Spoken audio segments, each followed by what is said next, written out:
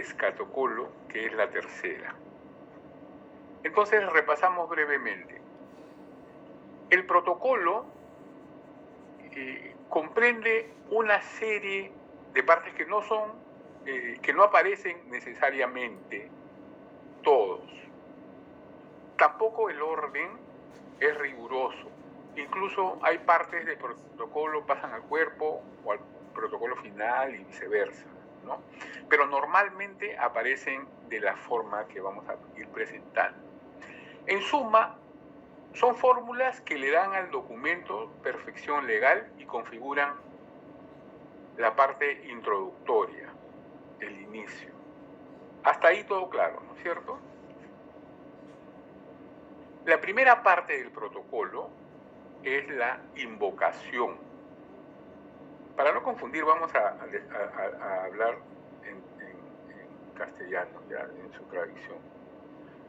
su traducción.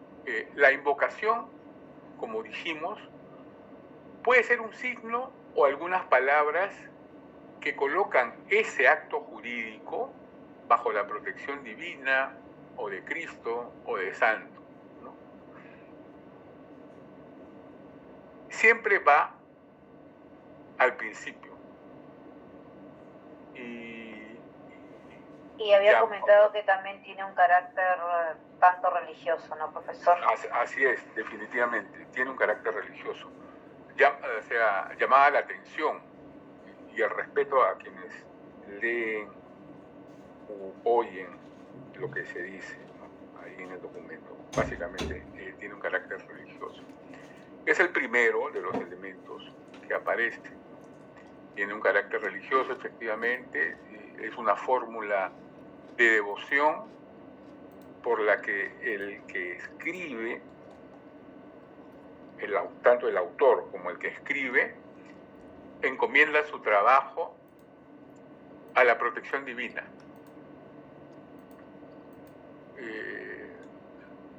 Buscando garantizar la veracidad del documento, pero también dijimos que la ausencia de esto en el protocolo no la priva de validez jurídica, ¿no? O sea, es importante para encomendarla, para que tenga veracidad el documento, pero de faltarlo no le quita validez. Entonces, les dije también que tiene su base en una carta de San Pablo, ¿no? Donde dice: todo lo que hacéis, sea de palabra o de hecho, hacedlo todo en el nombre del Señor Jesucristo, dando gracias a Dios y Padre por medio de Él, ¿no? Básicamente es eso. También dijimos que la invocación puede expresarse de dos formas principalmente: la monogramática o simbólica. Vimos los ejemplos del monograma de Cristo, ¿no? De María, o el crismón, ¿recuerdan? Y la otra forma de expresar es la explícita o verbal, a manera de párrafos, ¿no? Creo que sobre este punto ya no hay mayor equivocación. Vamos a ver ahora, ustedes podrían reconocer una invocación explícita o verbal, ¿no es cierto? Así como una invocación simbólica. ¿Estas qué tipo de invocación serían? Simbólica, profesor. Ajá, eso me gusta, el unísono. ¿Ya? ¿Y qué tipo es? Son cruces, es el crismón, ¿no? Que es más elaborado, menos elaborado que esto. Esto dijimos que es el símbolo de Jesús y el de María, ¿no es cierto? Perfecto. Entonces, continuamos. La invocación, luego tenemos la intitulación. ¿Qué es la intitulación? Es una fórmula de presentar al autor o a los autores de la carta o del título o del documento, ¿no?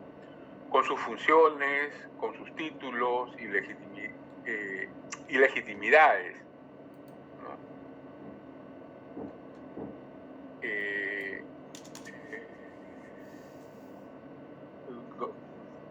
Menciona, como dice acá, el nombre, título y condición de la persona de quien emana el documento. Normalmente va después de la invocación, ¿ya? Eso ha quedado claro, ¿no? Pueden ser de legitimación, es decir, cuando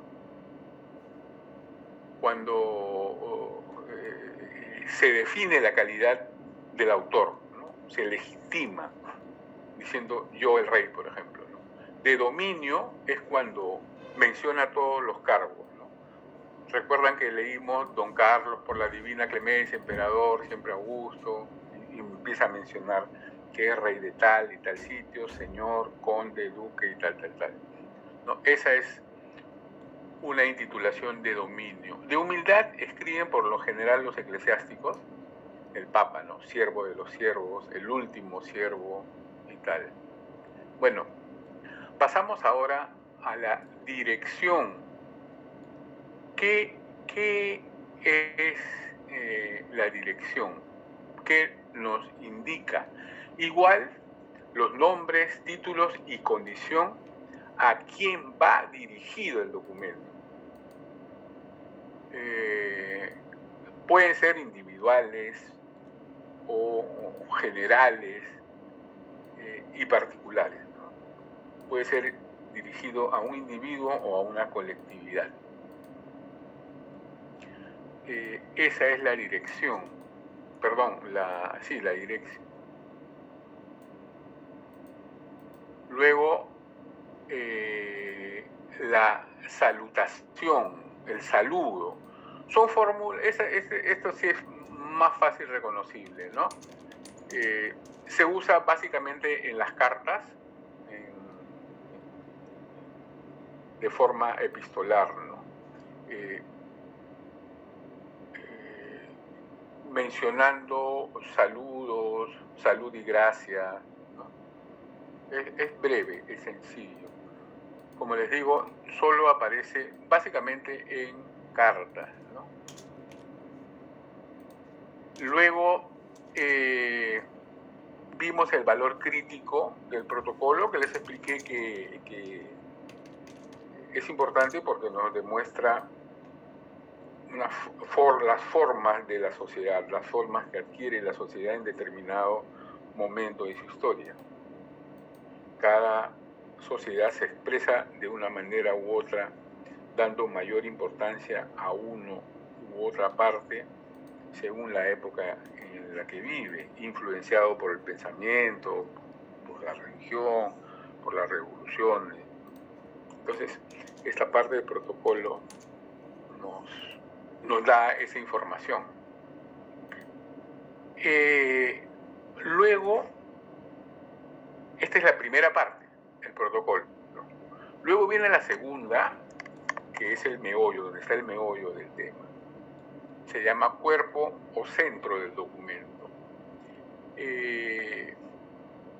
Aquí viene lo sustancial, donde se expresa el hecho o la acción jurídica propiamente dicha, ¿no? Es la parte central. Aquí se incluye el mensaje que se desea transmitir, ¿no? Y tenemos aquí que está compuesta por el preámbulo, que son ideas generales y hasta cierto punto superficiales, ¿no? A veces no tienen relación con el contenido del documento, son ideas que pueden inducir al autor a otorgar el documento. Acá se manifiestan fórmulas de justificación, reflejan los valores de la época y del poder, la ideología, la cultura. Básicamente se trata citas que se hacen a las autoridades anteriores, ¿no? Se puede citar a la Biblia, se puede citar a filósofos, a pensadores, griegos incluso, ¿no? A juristas romanos, a las autoridades en suma. Pero que quitándola, el documento no pierde nada.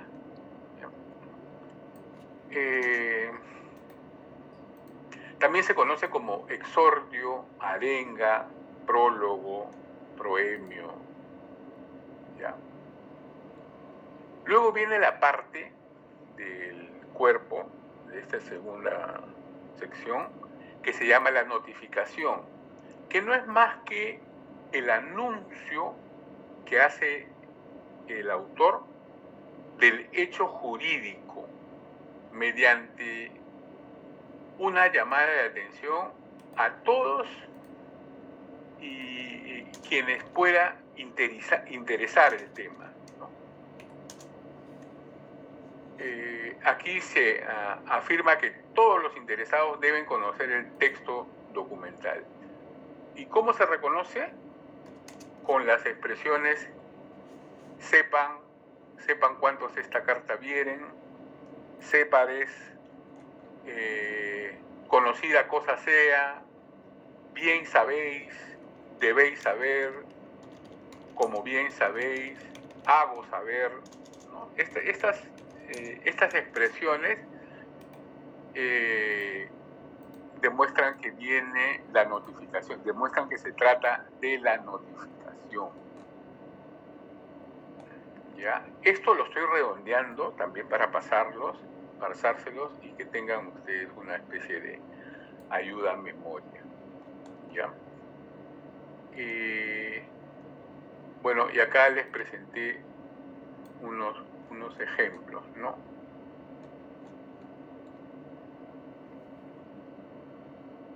Acá revisamos un documento. Esta es la cita este es un modelo de intitulación. ¿De qué tipo es? Esta es una intitulación de dominio, por ejemplo, ¿no? Porque don Carlos, que es en este caso el emperador Carlos I de España y V de Alemania, mencionando todos sus títulos, hace una especie de alarde de su poder. Por eso es intitulación de dominio. ¿Qué más tenemos por acá? Acá aparece la intitulación y la dirección. Don Carlos, por la gracia de Dios, rey de Castilla, hasta donde acaba el corchete, ¿recuerdan? Y el corchete de la izquierda encierra la dirección. Y la frase que está subrayada es el saludo. Simplemente con un salud y gracia. Y la notificación, queridos amigos, la notificación está aquí.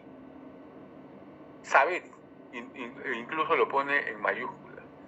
Esta es la notificación. Sabed, está llamando la atención a los que les interese este asunto. Y luego ya viene a continuación, ¿qué puede venir a continuación? Que dice, que por la ley 64, título tal y tal y tal y tal, ¿qué viene ahí? ¿Qué parte es esta? Exposición, profesor. Muy bien, estrellita para ti. Natalia, profesor, buenas noches. Esa es la... Gracias. Esa es la exposición, ¿no es cierto? Otro ejemplo de dirección, de una dirección global, no general, es sepan cuántos. Está mencionando de manera tácita, implícita, pero a su vez también es una llamada de atención, o sea, una notificación.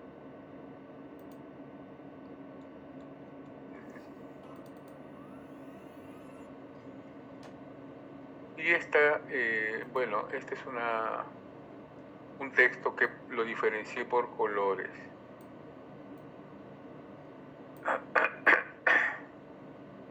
Vamos a seguir avanzando. Y continuamos con la exposición. En esta que la señorita dijo, exposición, todavía no habíamos avanzado en la clase. En la clase siguiente, que fue la 10, ahí recién tocamos ese tema, ¿no? Entonces, ¿qué es la exposición?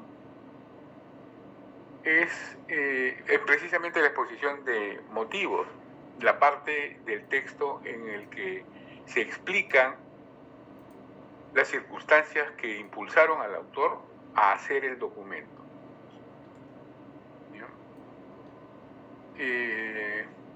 Entonces, el verbo hemos dicho que está en pasado, recoge los antecedentes que justifican las circunstancias por las cuales se emite esa acción jurídica y da paso a las disposiciones, ¿no? Al dispositivo. Puede haber una o varias exposiciones, según estamos viendo también en las leyes que hemos presentado, ¿no?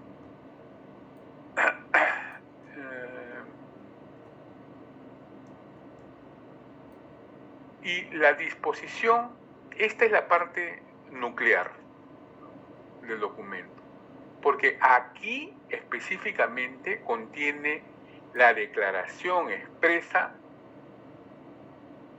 del negocio jurídico, del acto jurídico. Aquí se expresa la voluntad del autor del hecho jurídico, por supuesto, y del autor del texto. Pueden haber varias disposiciones. Y se utiliza disponer como sinónimo de mandar, ¿no?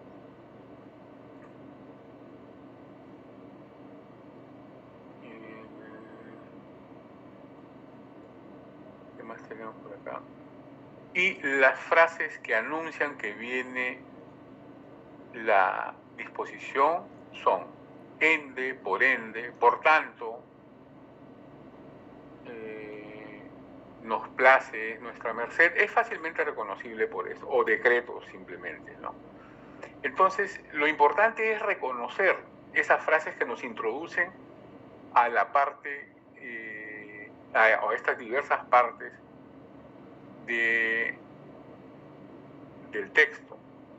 Puede anunciar un damos, otorgamos, y a continuación viene la disposición, confirmamos, doy licencia, mando. Entonces,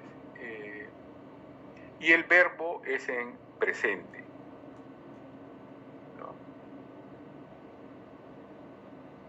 Creo que aquí vimos algunos ejemplos.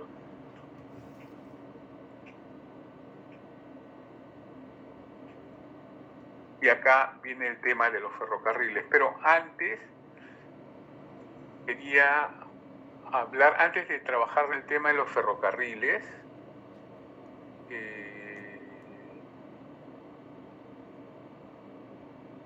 quiero dejar de compartir esto.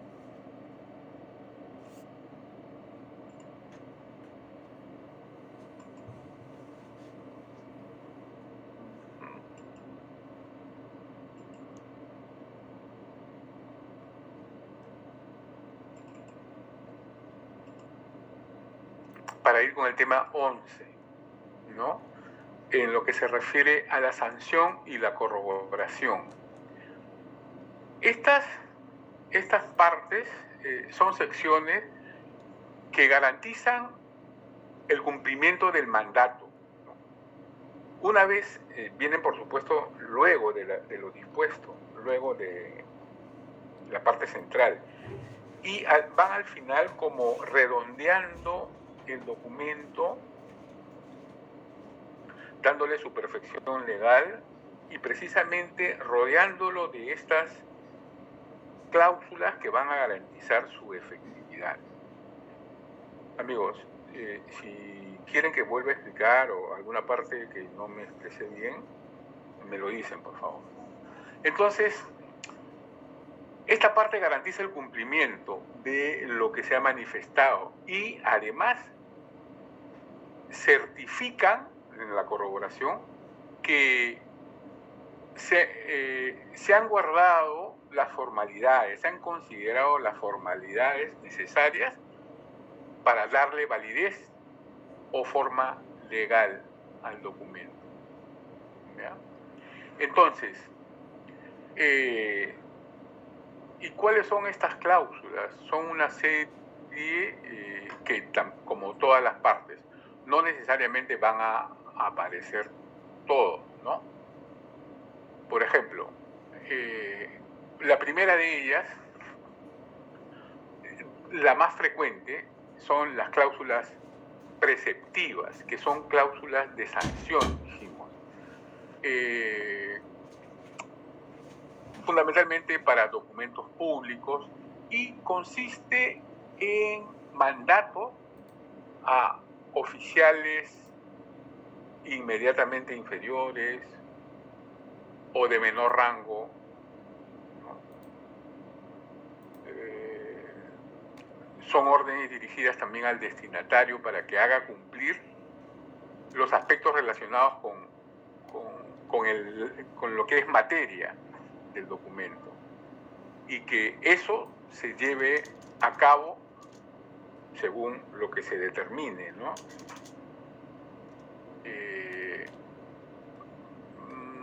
Acá menciono varios nombres, ¿no? Mandamos y defendemos, ordenamos, cumpláis y ejecutéis. Y el párrafo que dice, y por la presente mando a mi contador mayor, que ahora es y será de aquí adelante, que así lo haga y cumpla, ¿no? Esto lo leímos la clase pasada. Entonces, recuerden que las cláusulas preceptivas son el mandamiento que se hace a oficiales menores.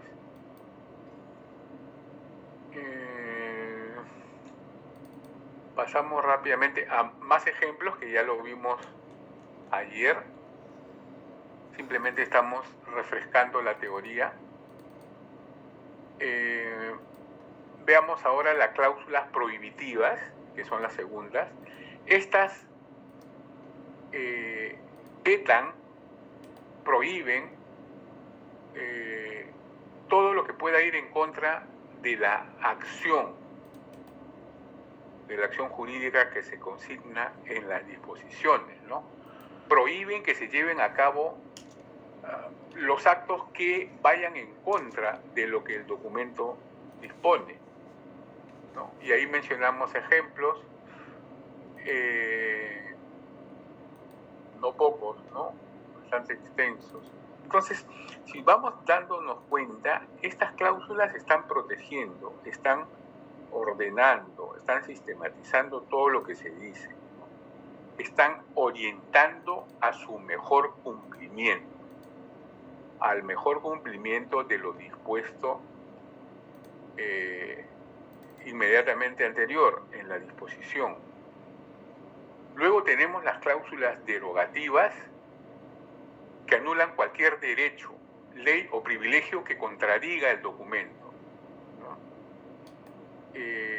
Esta sección es importante en los documentos legales porque sirven para anular cualquier ley que contradiga lo establecido en el documento, ¿no? Ahí mencionamos también algunos párrafos, algunos ejemplos.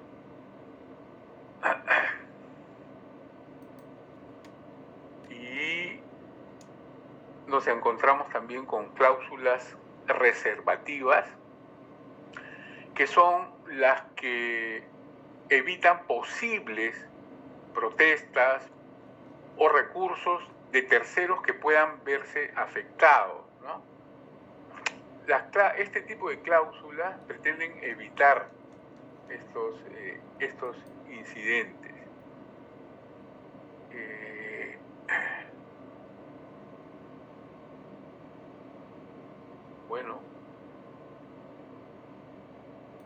mencionamos algunos ejemplos también.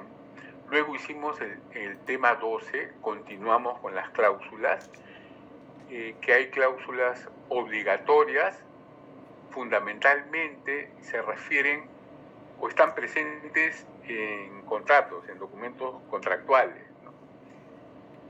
Y son fórmulas con que se obligan a las partes a cumplir lo que le corresponde, ¿no? Y estas cláusulas obligatorias pueden ser materiales o de carácter moral también. Se jura sobre los evangelios o sobre una cruz o sobre reliquias, ¿no? Esto tiene su apogeo en la Edad Media, en la Alta Edad Media, donde escasamente se firmaba y básicamente se hacían estos convenios, estos contratos jurando sobre reliquias de algún santo o sobre la Biblia, ¿no? Y se ofrecen como garantía los bienes propios o de otras personas. Incluso la garantía es la persona misma, porque ante la falta a ese contrato, a ese acuerdo, la persona puede ir presa, ¿no? Tenemos también cláusulas renunciativas, donde se enumeran los causales de nulidad, ¿no? Que podrían invocar a terceros. Manifiestamente dicen, y renunciamos a la ley determinada. Siempre dicen, ¿no?, que no vale esto, no valga, pero es claramente identificable.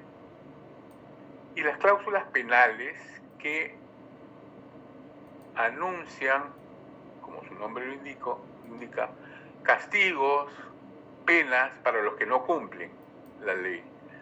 Son sanciones básicamente de origen eclesiástico, ¿no? Porque también dijimos que era una sociedad muy creyente, muy devota, y para ellos un anatema, una excomunión era como realmente sentían que estaban condenados, ¿no? Entonces, básicamente eran espirituales, pero también castigos corporales y pecuniarios, multas. Entonces,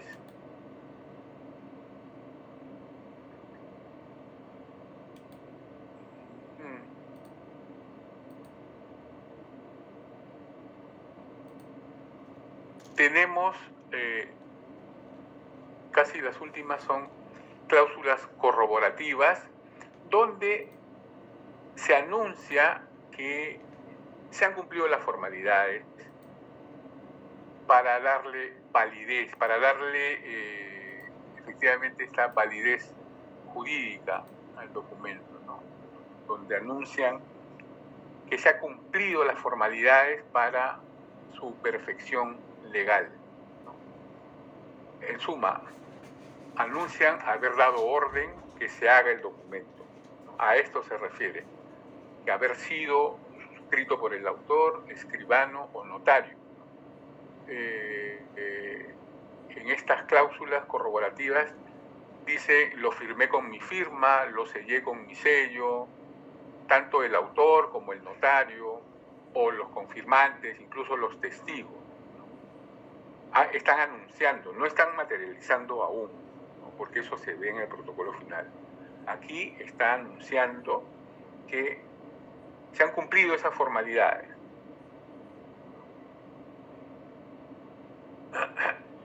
Y bueno, finalmente también mencionamos las cláusulas de emplazamiento, donde el autor le da un plazo determinado de tiempo para que cumplan lo que determina el documento. Si no fuera así, se somete a alguna pena, ¿no? O alguna multa, igual.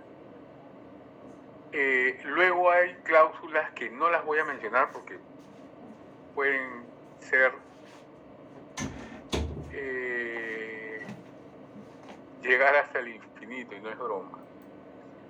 Hay una que se puede llamar una fórmula de despedida que se llama adprecación.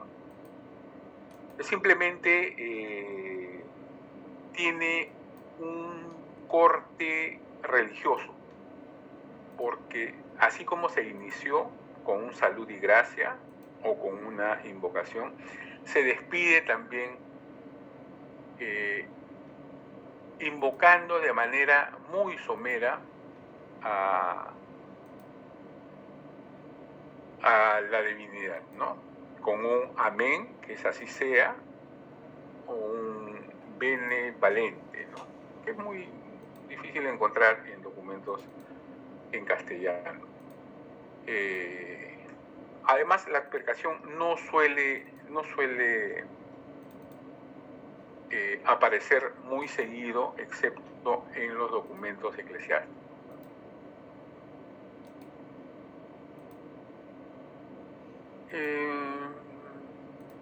Luego,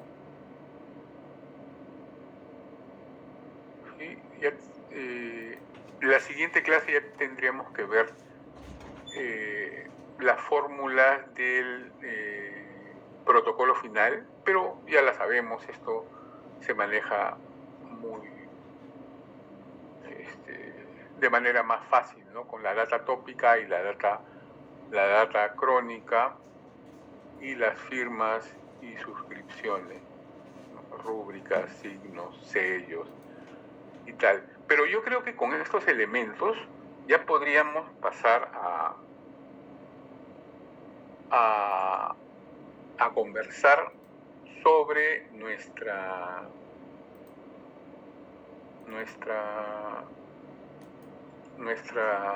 sobre el ley. texto de los ferrocarriles, profesor. Así es. Usted me ganó. Entonces, ¿pueden ver el documento? Lo estoy compartiendo en PDF. Sí, profesor. Y se visualiza. Bueno. Sí, señor profesor. Ya, muchas gracias. Entonces, lápiz y papel a la mano. Vamos a practicar unas cosas más, pero como este documento ya lo hemos leído, pues vamos, ¿no? A darle. A ver, el grupo 5. ¿Quién del grupo 5 me puede empezar a criticar este documento? Profe, ¿quién sería del grupo 5? Disculpe, si no por ahí, no sé qué. Busquen quién va a ir al cadalso. No, a lo que voy es que quiénes son los integrantes, porque como estamos... o si no paso, claro, si no paso a comentar yo, profe. El grupo lo 5 que yo noté. Está conformado por Calderón, Ramos, Simón, Suárez y Velázquez.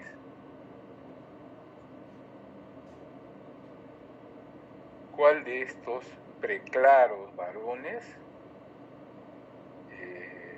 puede empezar? Buenas noches, profesor. Buenas noches. ¿Usted es? Manuel Calderón. Señor Calderón, a ver, primer valiente. Cuénteme.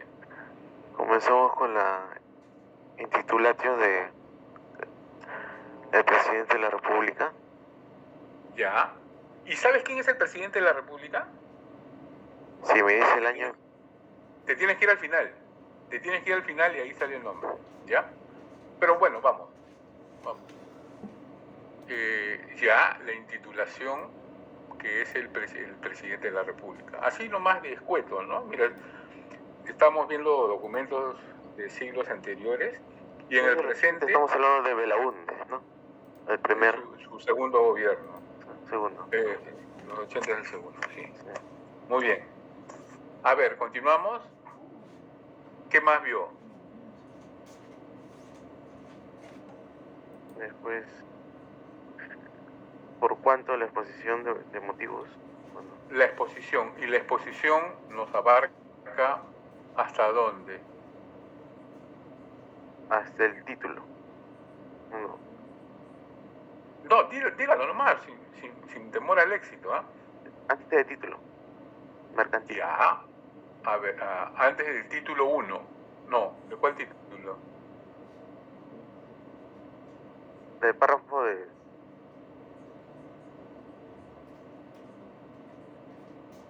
A ver, los demás, denle la mano. Exposición. Claro, ¿y cómo reconoces? El Congreso. ¿Cómo reconocemos que viene la exposición?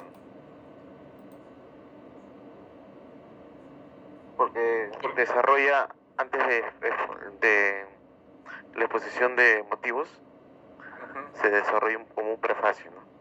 Claro, lo anuncia esto, ¿por cuánto? Ajá. Muchas gracias, señor Calderón. Tiene 19. Gracias, profesor. No, todavía. Ya. Profesor, dígame. Disculpe, ¿podría comentar lo que yo y mi grupo pudimos identificar? ¿Cuál grupo es usted? No sé qué número de grupo seré, pero soy SEA. Natalia SEA, mis compañeros son Stuart Aparicio, José Ninguno Sarmiento. sabe qué grupo. ¿Cómo han hecho estos grupos? Es que en algunos cursos nos han cambiado los números. No sé si somos el mismo o no, por eso. No sé si será el grupo 4 o 3, no sé, profesor. Usted es el 3. Listo. El 3. Como siempre, las mujeres chanconas. No, profe. Se mandan, ya. A ver, señorita Sea. Gracias. Usted saca cara por el grupo 3. Obvio, siempre nos turnamos, nos apoyamos como se puede, es así. Cada uno tiene sus debilidades como sus fortalezas. Soporte, claro, por supuesto. A ver, señorita Sea. ¿El 20 es para todos o solamente para usted? No, para todo el grupo, como siempre. Ya, ok. Profesor, bueno, en mi grupo pudimos identificar que la intitulación es la primera parte del protocolo, ¿cierto? Es donde mencionan, la parte del presidente de la República, que en este caso sería el nombre del autor y la condición de la cual presenta el documento, ¿no? Que es el presidente Belaúnde Terry. Pudimos también ver de que tiene un dirección. No cuenta con un sello, pero sí con el nombre y el título, ¿no? Que es el decreto legislativo. Perdón, señorita Sea, ¿cuál sería la dirección? ¿A quién está dirigido el documento, no? Sí, también se trata, ¿es general o puede ser personal? Como es un decreto, se basa más que nada a la gente, ¿no? A lo general. Ya. No sé si está bien, ¿no? A las personas en general. A todos. A todos. A todo el ciudadano. Exacto, ¿no? A todo el ciudadano. ¿Y eso dónde lo podemos ver? Le cuento porque yo también estoy recién aprendiendo. O sea, recién estoy poniendo... a ver, vamos abajo. Vamos abajo. Mando se publique y cumpla dando cuenta al Congreso. ¿Podría ser dirigida al Congreso? Sí, puede ser. Bueno, sí, porque eso es en general o en un grupo de personas también, ¿no? Yo creo es a la nación. Yo creo que es a la nación también. Sí, es lo que yo creo. Porque en una parte menciona de que cambió, ¿no? El nombre de la entidad. De manera implícita, ¿no? O sea, no hay una dirección donde se pueda reconocer nombres, ni títulos, ni nada. Exacto. Saludo, que es saludatio, no cuenta, porque no se refiere a un saludo. Invocación, no cuenta con un carácter religioso o simbólico, ¿no? De ningún tipo. No, tampoco cuenta con un valor crítico del protocolo. O sea, no hay una crítica. Es lo que yo pude mencionar también. Y encontró, perdón, ¿qué más encontró? Perdón. En la segunda parte, que es del cuerpo del documento, en la parte más abajito, dice, el Congreso de la República da conformidad. Sí, ahí encontramos. De conformidad encontramos con los chicos sobre la parte de la exposición. que es cuando Eso, menciona el presidente, ¿no? como dijo el señor Calderón, ¿no? Exacto, el presidente de la Ahí dice, República, por cuánto, por cuánto anuncia que viene la exposición. Claro, es una revisión de lo que se hizo ya en tiempo pasado, ¿no? También el documento no cuenta con una invocación ni verbal ni simbólica, eso también lo que anoté. Y en la parte más abajito, donde dice Ley de la Empresa Nacional de Ferrocarriles, ahí está. Sí, pudimos también identificar que que cuenta con notificación en la parte donde menciona que se transforma la empresa pública en AFER Perú según el decreto ley de según el decreto ley 19538 a una empresa de propiedad exclusiva del Estado, sujeta al régimen legal de las personas jurídicas de derecho privado. O sea, nosotros pensamos que se refiere, ¿no?, a que anuncia un hecho jurídico o promulga algo con carácter general. También pudimos identificar que también habla sobre el tema de la exposición, que es con el voto aprobatorio del Consejo de Ministros, que ha dado el decreto legislativo, ¿no?, siguiente, ¿no? El presidente está usando, ¿no?, esa disposición del poder, ¿no?, que tiene con el Congreso. También cuenta con una disposición. Sí. El presidente dice, en vista que, por cuánto, quiere decir, en vista que, el Congreso ha delegado en el Poder Ejecutivo, o sea, en el presidente, la facultad de derogar o modificar la legislación expedida a partir del 3 de octubre de 1908, entre otras materias sobre la reorganización, competencia y funcionamiento de los ministerios y empresas públicas. El presidente está diciendo esto, ¿no? En vista que el Congreso de la República me ha otorgado esta facultad, yo, el presidente, con el voto aprobatorio del mi Consejo de Ministros, sigue hablando Belaúnde, el Congreso ha dado el decreto legislativo siguiente y a continuación cita textualmente todo el decreto legislativo. Claro, ¿no? Nosotros, que profesor, es ley de la empresa, exacto, en esa parte nosotros sí verificamos la parte de la disposición, porque es como que la exposición viene de la mano con la disposición, ¿no?, que consigna a la acción de un mandato, ¿no?, por medio de la palabra, ¿no?, en donde cuando menciona se decreta la ley, está como dando la disposición, ¿no?, consignando, ¿no?, la acción.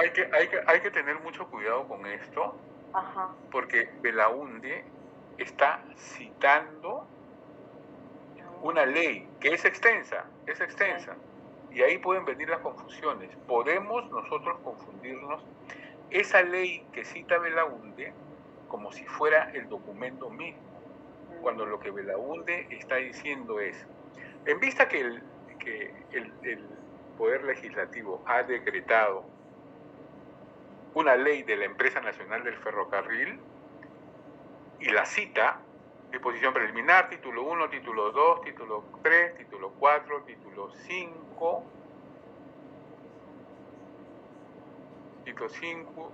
título 5, que son disposiciones complementarias. Habla en pasado, ¿no?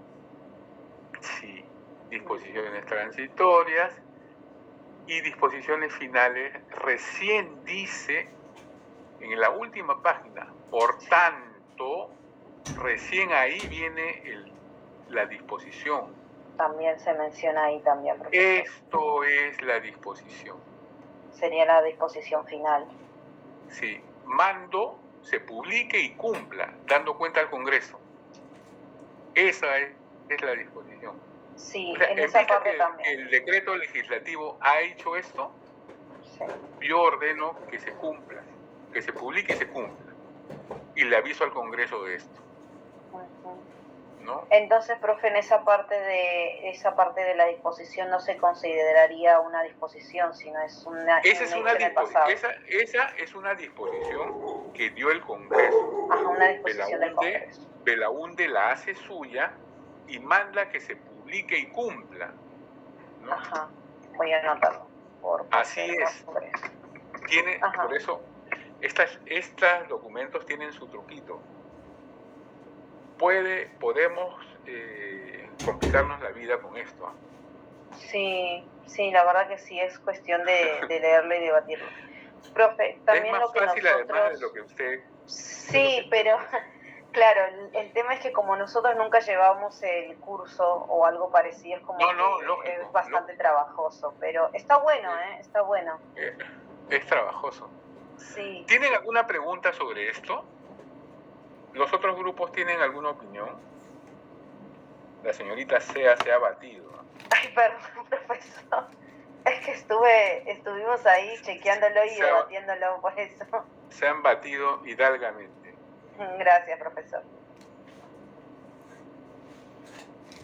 ¿Alguien más quiere hacer algún comentario? Si no, pasamos ya a otro documento.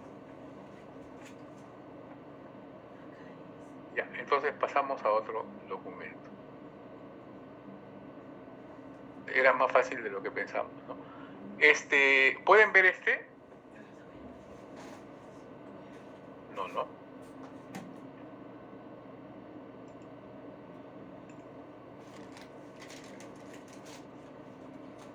A ver. ¿Salió, profesor? Sí, salí. Este sí lo ven, ¿cierto? A ver. Sí, profesor. Grupo 1. No se peleen, ¿ah? Solamente uno o dos pueden comentar. El grupo 1 está conformado por Calla, Campos, Córdoba, Gutiérrez, Mirano y Parodi. ¿Qué tenemos aquí? Practiquemos porque es la única forma de interiorizar toda la teoría. Dice, este es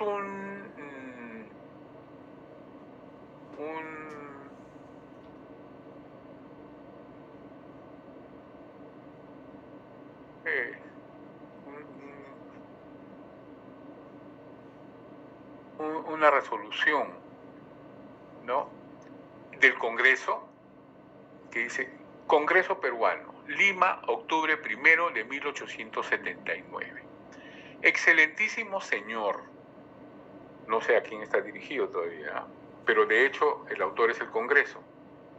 El excelentísimo señor puede ser el presidente.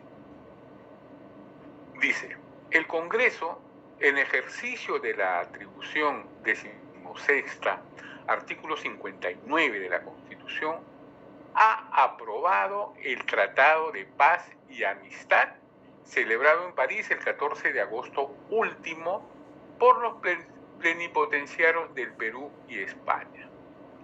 Lo comunicamos a vuestra excelencia, esta es una abreviatura con la que tienen que acostumbrarse, para su conocimiento y demás fines. Dios guarde a vuestra excelencia, y viene la firma, ¿no? Rosas, presidente del Congreso; L. García, secretario del Congreso; Carlos Elías, secretario del Congreso.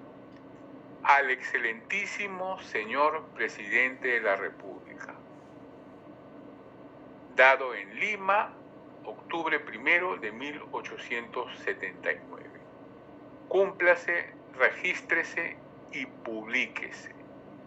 A continuación hay una rúbrica de su excelencia Irigoyen. Irigoyen debe ser el secretario, ¿no? Entonces, recuerden que ya pasaron los años de la guerra con España, cuando quiso invadir nuevamente el combate del 2 de mayo del año 66, ¿no? Entonces, las relaciones entre Perú y España y con el resto de países de América, ¿no? España todavía está en fricción, pero en el año 79, justo en el año de la guerra con Chile, se firma este tratado de paz entre Perú y España. Entonces, dado el contexto, a ver, grupo 1, ¿cuál es la intitulación o qué elementos descubrimos aquí? Hay un protocolo inicial, y el protocolo inicial está conformado por ¿qué partes? Buenas noches, profesor. El protocolo está iniciado con Perú y España. ¿Dónde está eso?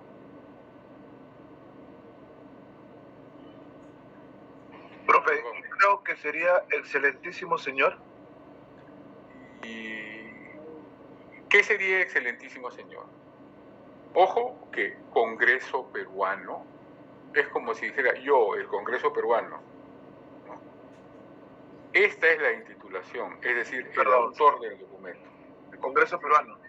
Ajá, el Congreso peruano es el autor, ¿no? Por ende la intitulación.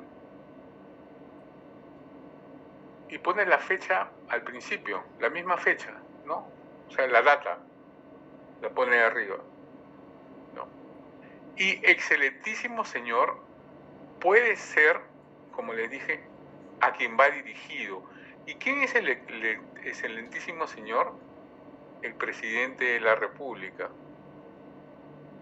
¿Quién es presidente de la República en el año 79? Mariano Ignacio Prado. Es importante también, no aparece acá el nombre de Prado, pero por el año de la guerra se puede sacar, ¿no? O, no sé, pues en internet pueden buscar quién fue presidente de Perú en 1879. Entonces yo puedo decir, el Congreso de la República del Perú le dirige a el señor presidente Mariano Ignacio Prado, ¿no? Aunque no aparezca por acá, pero esa es parte del análisis crítico que nosotros debemos hacer. Ahora, no hay que ser historiador para saber eso, ¿no? Uno tiene en su celular acceso a internet y puede buscarlo fácilmente. Entonces, continuamos. Dice, el Congreso, en ejercicio de la atribución 16ª, artículo 59 de la Constitución, ha aprobado el Tratado de Paz y Amistad celebrado en París el 14 de agosto último por los plenipotenciarios del Perú y España. ¿Qué puede ser esto? Está en pasado, está describiendo una situación pasada. Recuerden que estamos en octubre de 1879 y esto sucedió en agosto del mismo año. Claro, es una exposición. Es una exposición. Así es. Y luego viene la disposición que dice, lo comunicamos a vuestra excelencia. No, esto no es disposición. Dice, lo comunicamos a vuestra excelencia para su conocimiento y demás fines. Esto es, ¿cómo se llama? ¿Disposición? No.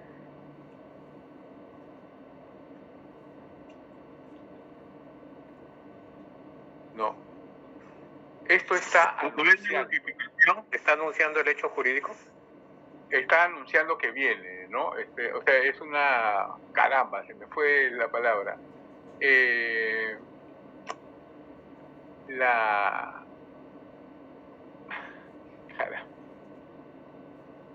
Cuando se anuncia el hecho jurídico... La notificación, profe. La notificación, ¿no? La notificación. Sí, así es, la notificación. Gracias. Entonces, dice, lo comunicamos a vuestra excelencia. Está notificando, en este caso, a una persona, que es el presidente, ¿no? Es la notificación.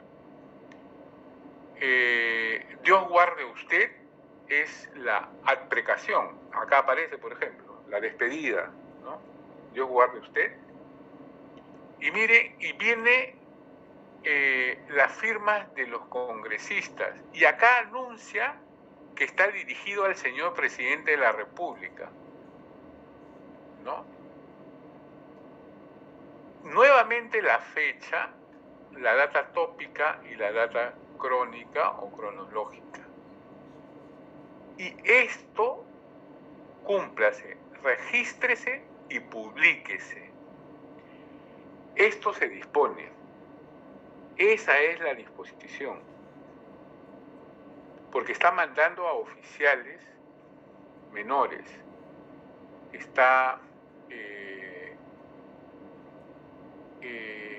Es una cláusula preceptiva,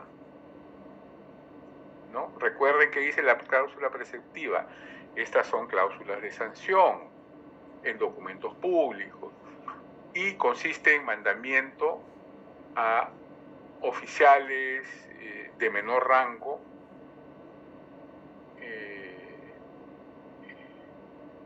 son órdenes dirigidas, ¿no?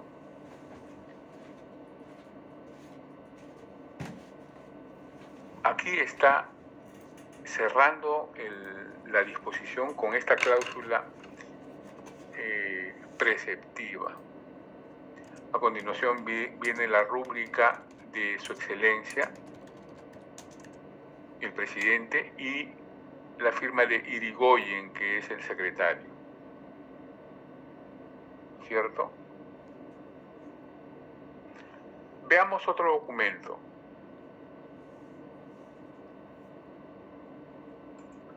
¿Pueden ver este? No sé cuándo se... Pueden verlo, ¿no? El de Mariano Prado, profesor, sí. Sí, ajá, ya. Sí, sí. Lo pueden leer, ¿no? Pueden ver claramente.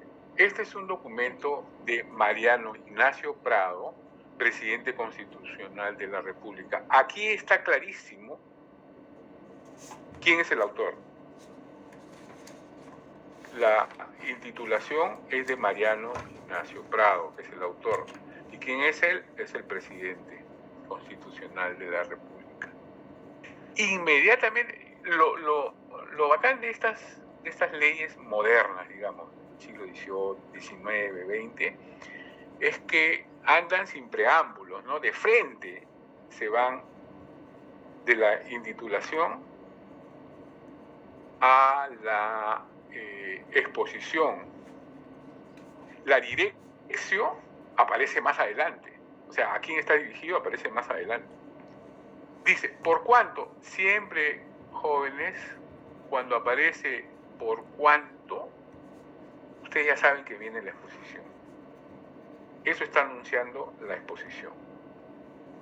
Por cuanto es indispensable y urgente la necesidad de que asuma el mando en jefe de las fuerzas de mar y tierra, él está escribiendo en primera persona, en la guerra a que ha sido provocado el Perú por la República de Chile, en uso de la autorización que me ha sido conferida por el Congreso en la resolución legislativa del presente mes, conforme a lo dispuesto en el artículo 90 de la Constitución. Todo eso es el antecedente, es decir, la exposición. Decreto. ¿Qué me indica esto? Decreto. Que viene la disposición. Muy bien, que viene la disposición. Entonces, tiene dos artículos.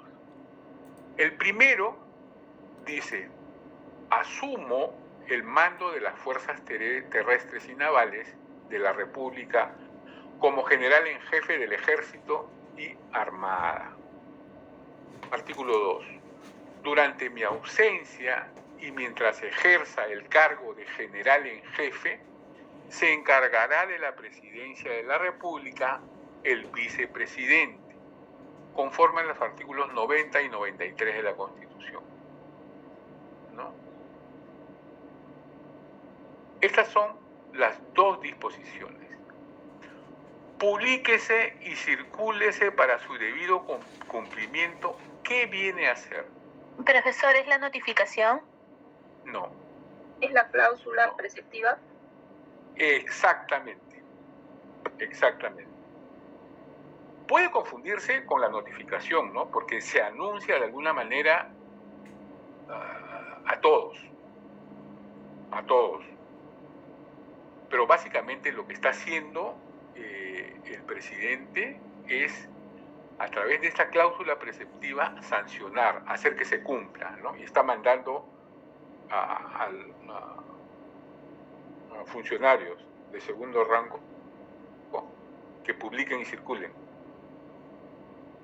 Dado en la Casa de Gobierno, ya pues sabemos que es el protocolo final, y dentro del protocolo final está la data tópica, la data crónica,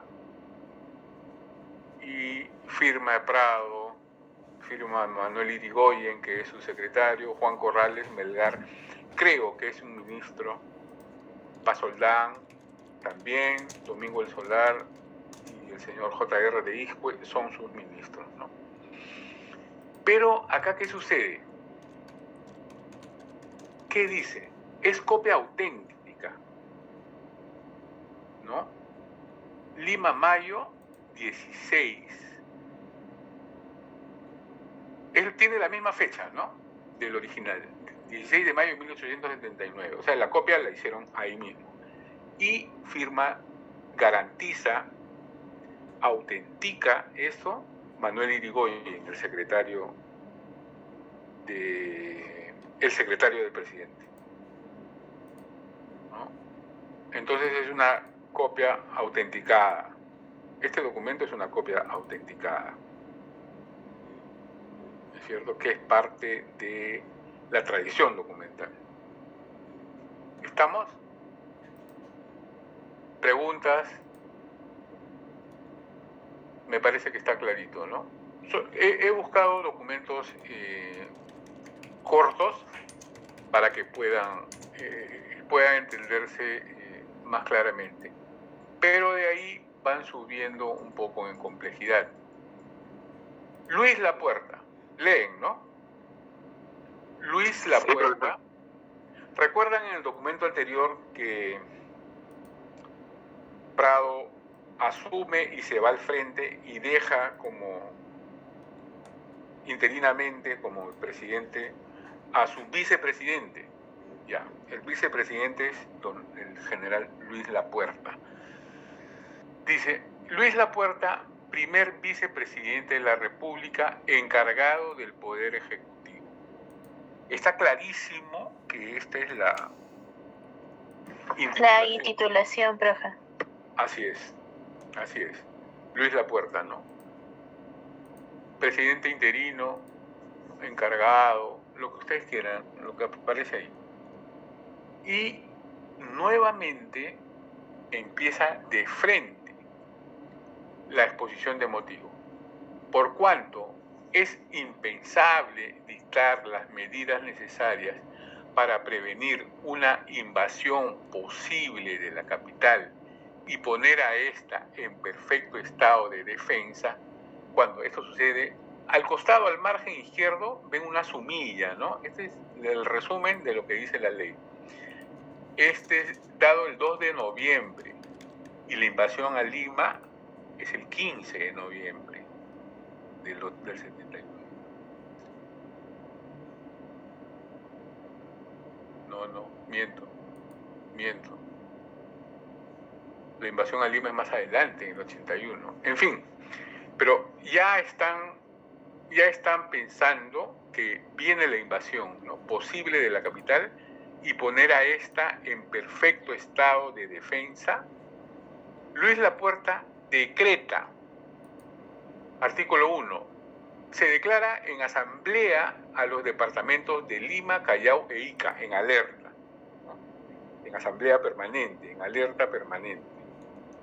2. El ejército hará servicio estricto de campaña al frente del enemigo, según las ordenanzas. Artículo 3. Todo peruano desde la edad de 18 años hasta 60 se presentará a reconocer jefes en los locales que señalen los prefectos respectivos. Todos se ponen alertas, ¿no? Las reservas. Artículo 4. Se declaran en pleno vigor todas las disposiciones referentes al estado de asamblea en los departamentos mencionados en el artículo 1. Y a continuación, nuevamente una cláusula preceptiva. Comuníquese, publíquese por bando y expídase las órdenes respectivas. Dado en la Casa de Gobierno, el 2 de noviembre de 1879, firma el vicepresidente Luis Lapuerta. Manuel G. de la Cotera, presidente del Consejo de Ministros, presidente del Consejo, del Consejo de Ministros y además ministro de Guerra.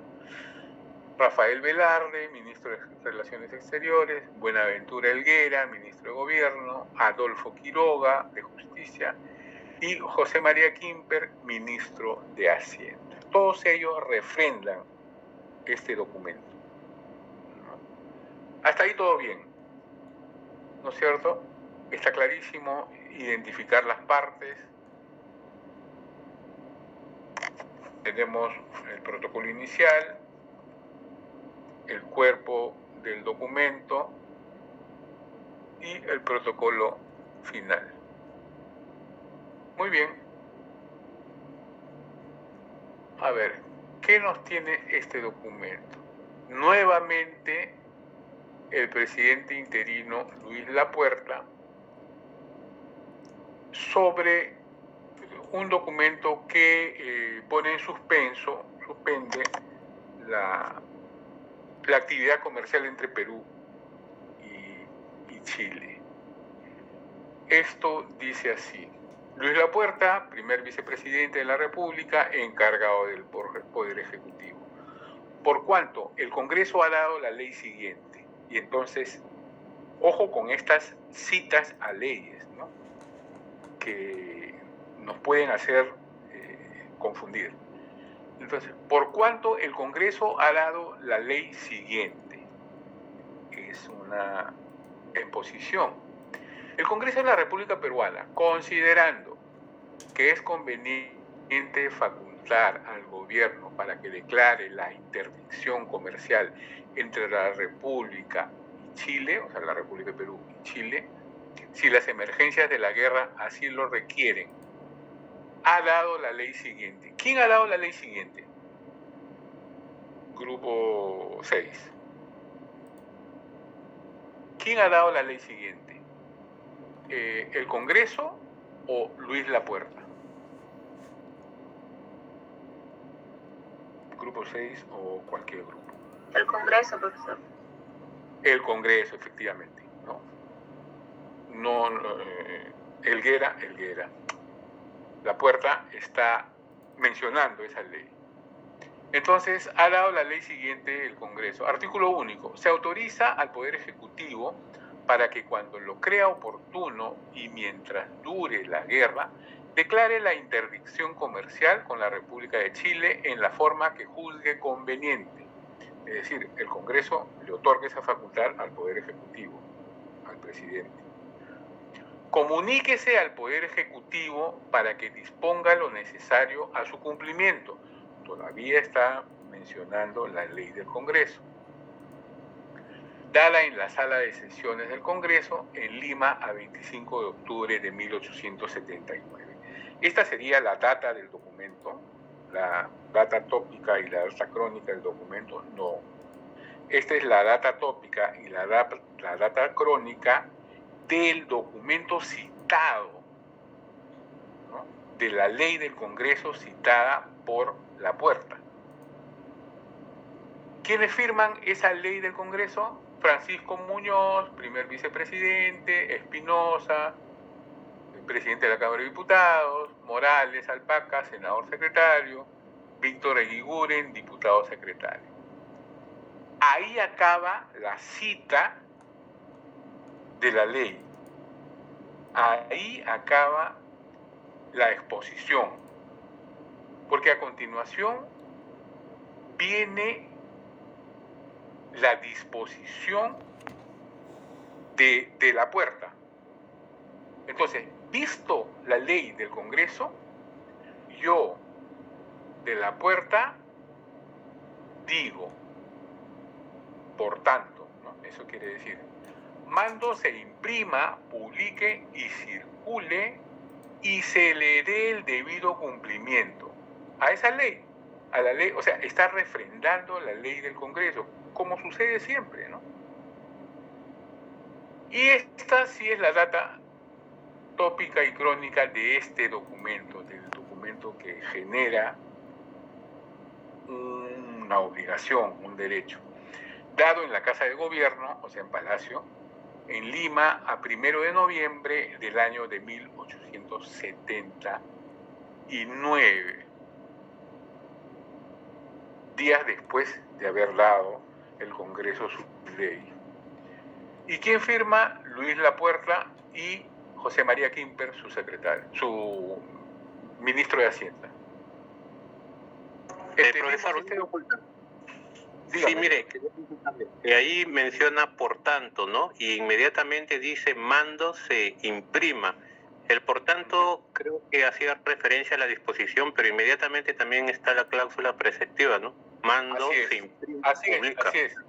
En el mismo párrafo están las dos. En el mismo párrafo, qué buena observación. Esto, además de ser la disposición, también está siendo la cláusula preceptiva, ¿no? Así es. Tiene su ¿Y eso es muy común de los documentos de la época, profesor? Siempre se va a dar ese tipo. No necesariamente, pero sí. No necesariamente, pero sí es posible.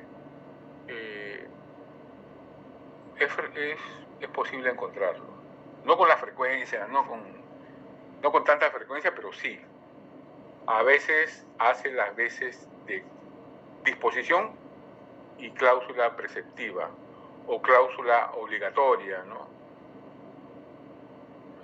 O las reservativas, que también puede ser confundida a veces, pero sí puede ser dos en uno.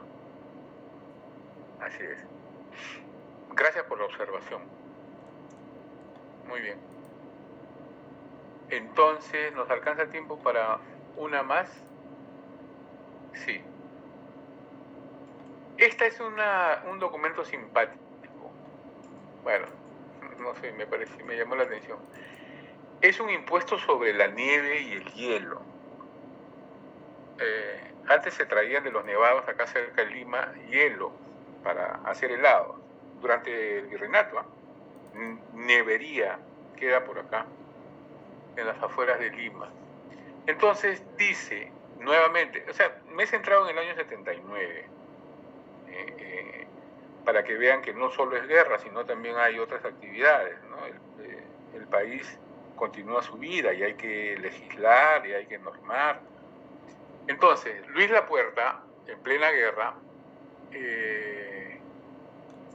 dice, por cuanto el Congreso ha dado la ley siguiente, y esta es una dinámica frecuente, el Congreso da la ley y el Ejecutivo lo refrenda, ¿no? A veces lo puedo observar también, pero como ya se publica es porque el Ejecutivo lo ha aprobado.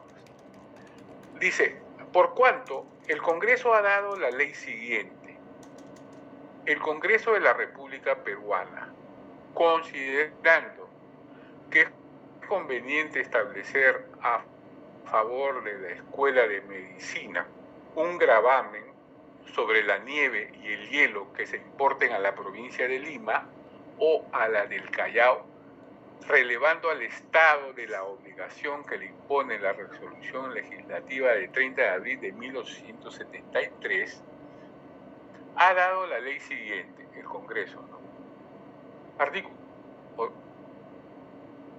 ¿Qué pasó? Okay. Ya. Ha dado la ley siguiente, artículo 1. Los que importen nieve o hielo de la provincia de Lima o a la del Callao, ya sea que estos artículos procedan del extranjero o de cualquier punto de la República, pagarán un impuesto de 2 centavos por kilogramo estando obligados a pagar el mismo impuesto los que fabriquen hielo en cualesquiera de las provincias indicadas. Artículo 2. Se adjudica a la Facultad de Medicina el producto íntegro del impuesto que se establece del artículo anterior. Artículo 3. Dicha facultad recaudará este importe bien sea por administración o por contrato en remate público ante la Junta de Almonedas. Artículo 4. Si el producto anual del impuesto no llegase a 20.500 soles, el Estado completará esta suma mientras se arbitren otros recursos con tal objeto. Artículo 5. Los consejos municipales de Lima y el Callao no podrán establecer ningún arbitrio sobre la nieve ni el hielo. Queda derogada la resolución legislativa de 30 de abril de 1873 en cuanto se oponga a la presente ley. Comuníquese al Poder Ejecutivo para que disponga lo necesario a su cumplimiento. Dada en la Sala de Sesiones del Congreso de Lima, 1 de septiembre de 1879, y vienen las firmas del presidente del Senado, del vicepresidente de la Cámara de Diputados, de un senador y de un diputado, de un senador secretario y de un diputado secretario. Esta va dirigida al excelentísimo señor presidente de la República, ¿no? Y el excelentísimo señor presidente de la República dice: por tanto, mando se imprima, publique y circule, y se le dé el debido cumplimiento. Dado en la Casa de Gobierno en Lima, 1 de septiembre del año de 1879. Firma el vicepresidente Luis Lapuerta y Rafael Velarde. Entonces, tiene la misma figura, ¿no? Pero les hago una pregunta. Si nos quedamos solo con la ley del Congreso, eliminen esta parte. Luis Lapuerta, por cuanto el Congreso ha dado la ley siguiente, eliminen esto y simplemente vean que el Congreso de la República Peruana ha dado la ley. Considerando, y a continuación, ¿no?, esta sería la exposición de motivos, menciona los artículos. Aquí, para esto, me parece que la Facultad de Medicina, San Marcos, no tiene otros recursos más, será por la crisis de la guerra, y entonces crean impuestos o aumentan impuestos para que puedan financiarse. Entonces crean un impuesto a los hielos y a la nieve, ¿no?, del Estado. Entonces, dice aquí en el artículo 5, los consejos municipales de Lima y el Callao no podrán establecer ningún arbitrio sobre la nieve ni el hielo. Ojo, les digo, quédense solamente con esto, con la ley del Congreso, no la ley macro de la puerta, ¿no?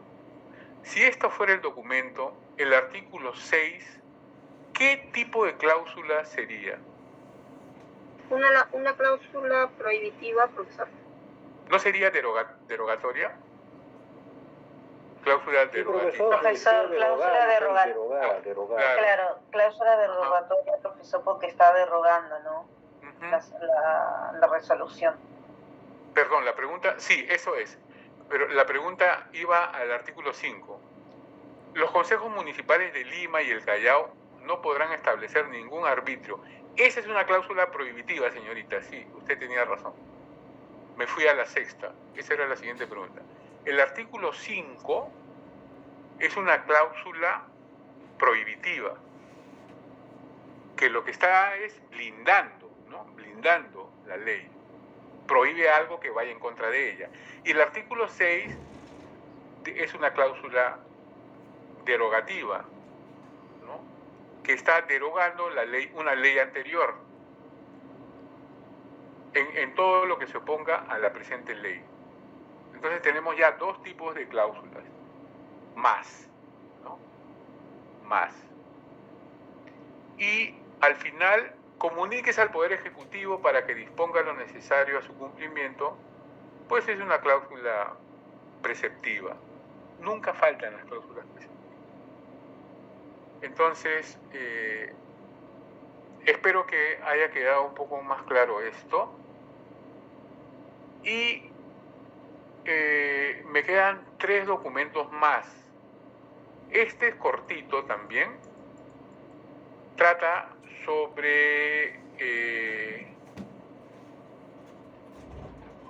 los estudiantes de medicina que prestan servicios en la guerra. Acá hay ciertas consideraciones que le van a dar, ¿no? Nuevamente, el Congreso, este símbolo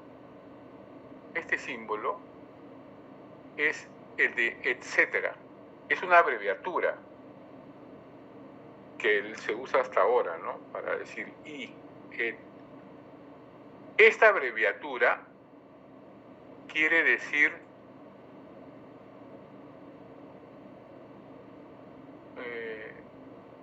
todo esto de la República Peruana. Por ahorrar espacio y tiempo solo ponen el Congreso, etcétera, y todo lo demás, es decir, el Congreso de la República Peruana. Esto está resumiendo eso. Considerando que no es justo que se perjudiquen en su carrera los estudiantes de la Facultad de Medicina que prestan sus servicios en la guerra actual con la República de Chile, y que la nación debe recompensar dichos servicios, el Congreso ha resuelto lo siguiente. Los alumnos de la Facultad de Medicina de Lima, que con nombramiento del decano de esta presten sus servicios profesionales durante la guerra actual, ya sea en las ambulancias o en los hospitales de sangre o en los cuerpos del ejército o en los buques de la escuadra, tendrán derecho de presentar sus exámenes anuales cuando regresen a Lima, cualquiera que sea la época en que lo soliciten. Les están agradeciendo de esta manera, ¿no? Facilitándoles el acceso a la graduación, a sus exámenes de ciclo, qué sé yo. Artículo 2. Todos los alumnos a quienes se refiere el artículo anterior, como los que hayan dejado de serlo por haber concluido sus estudios y los médicos que aún no hayan optado sus últimos grados universitarios, que presten sus servicios en las ambulancias, en los hospitales de sangre, en los cuerpos del ejército o en los buques de la escuadra hasta el fin de la guerra, tendrán derecho de obtener dichos grados sin gravamen alguno. O sea, no van a pagar nada por acceder a ese título, ¿no? Siempre que sus nombramientos hayan emanado del decano de la Facultad de Medicina, sin perjuicio de las condecoraciones y demás gracias a que se hicieron acreedores. Artículo 3. Las disposiciones de los artículos precedentes se hacen extensivas a los médicos, practicantes y alumnos de la Facultad de Medicina que bajo las condiciones expresadas sirvan en los cuerpos de gendarmería o guardia civil o nacional que hagan la campaña. Lo comunicamos a vuestra excelencia para sus conocimientos y fines consiguientes, ¿no? Estas decisiones del Congreso se la comunican al presidente. Dios guarde a vuestra excelencia, ¿no? Que es una adprecación. Firman los representantes del Parlamento al excelentísimo señor presidente de la República. Lima, a 3 de noviembre de 1879. ¿Y el presidente qué hace? Ordena que se cumpla, comuníquese y regístrese y publíquese. Rúbrica de su excelencia, es decir, del presidente, y de Quiroga, que me parece que es un ministro. ¿Estamos? ¿Estamos bien? Ahora. Sí, profesor. Señor profesor. Profesor, disculpe. Sí, faltan 2 minutos. Sí, por la lista, Ya. profesor. Gracias. Ahora les voy a pasar estas dos leyes para que practiquen en su casa sábado en la noche, tipo 10, 11. ¿Está bien? ¿Les parece? Estas dos leyes,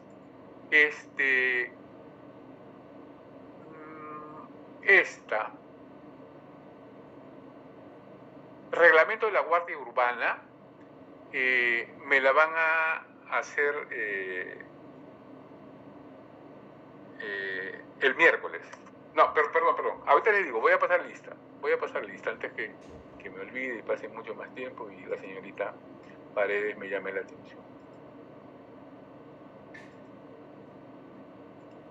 A ver, Aguirre.